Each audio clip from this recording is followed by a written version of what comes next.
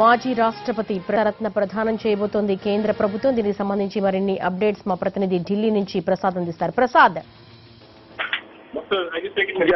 Congress party రాజకీయ దురంధరుడు, అదేవిధంగా మాజీ రాష్ట్రపతిగా పనిచేసినటువంటి ప్రణబ్ ముఖర్జీకి భారతరత్న పురస్కారాన్ని ఇవ్వడం జరిగింది. ఈ ప్రధానంగా ప్రధానమంత్రి మోడీ కూడా ఆయన పట్ల చాలా గౌరవభావాన్ని ప్రదర్శిస్తూ వచ్చారు. మోడీ ప్రధానమంత్రిగా బాధ్యతలు స్వీకరించిన తర్వాత కూడా పలు సందర్భాల్లో రాష్ట్రపతిని తన తండ్రిగా కూడా అభివర్ణించడం జరిగింది. అదేవిధంగా రాజకీయ దురంధరుడైనటువంటి ప్రణబ్ ముఖర్జీ అనేక మంది ప్రధానమంత్రుల వద్ద చాలా కీలకమైనటువంటి రాజకీయంగా పెద్ద ప్రముఖ పాత్రని పోషించారు.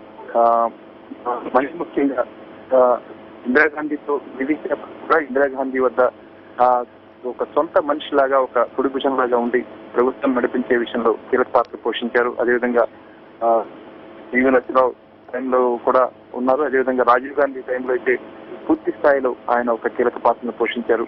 ఇలా రాజకీయాల్లో భారతదేశ రాజకీయాల్లో స్వతంత్రానంతరం పూర్తి స్థాయిలో ఒక సుదీర్ఘకాలం కీలక స్థానాల్లో ఒక కీలకమైనటువంటి మహిళా ప్రభుత్వంలో పనిచేసినటువంటి ప్రణబ్ ముఖర్జీకి భారతరత్న పురస్కారాన్ని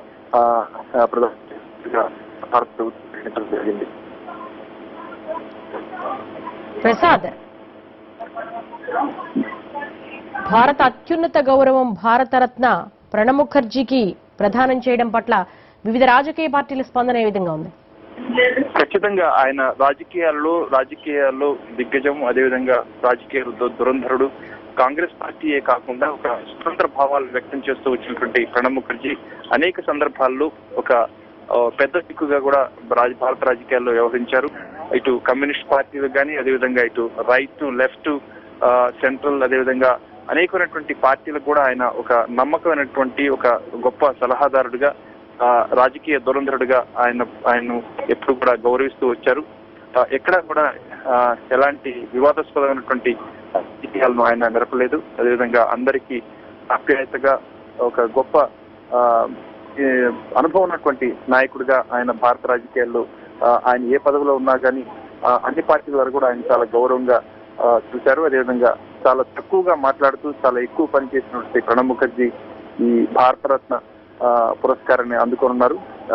ప్రధానమంత్రి మోడీ తన యొక్క గౌరవాన్ని, తన యొక్క అభిమానాన్ని బాహాటంగానే చాటుకున్నారు. ఆయన కాంగ్రెస్ పార్టీ నాయకుడు అయినప్పటికీ కూడా ప్రధానమంత్రి నరేంద్ర మోడీ ప్రణబ్ ముఖర్జీ పట్ల తన గౌరవాన్ని, అభిమానాన్ని కూడా పలు సందర్భాల్లో బాహాటంగానే చాటుకున్నారు. ఈ సందర్భంగా అన్ని రాజకీయ పార్టీలు కూడా ఈ నిర్ణయాన్ని స్వాగతిస్తున్నాయి. ఈ యొక్క తమను తామనే గౌరవించుకున్న కూడా అన్ని రాజకీయ పార్టీలు కూడా వ్యక్తం చేస్తున్నాయి. అంటే ప్రసాద్, ఏ విధంగా చూడొచ్చు? సుదీర్ఘ అనుభవం ఉంది కానీ హార్డ్ కోర్ కాంగ్రెస్ వాది ప్రణబ్ ముఖర్జీ, కానీ బీజేపీ హయాంలో కేంద్ర ప్రభుత్వం ఇంత అత్యున్నత పురస్కారం ప్రదానం చేయడం వెనుక ఏ ఈక్వేషన్స్ పనిచేశాయంటారు?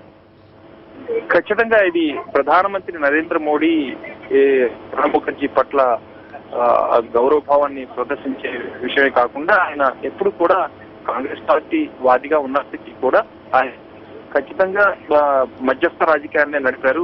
ఎక్కడ కూడా ఇటు వామపక్ష రాజకీయాలను చాలా డామినేట్ చేసినటువంటి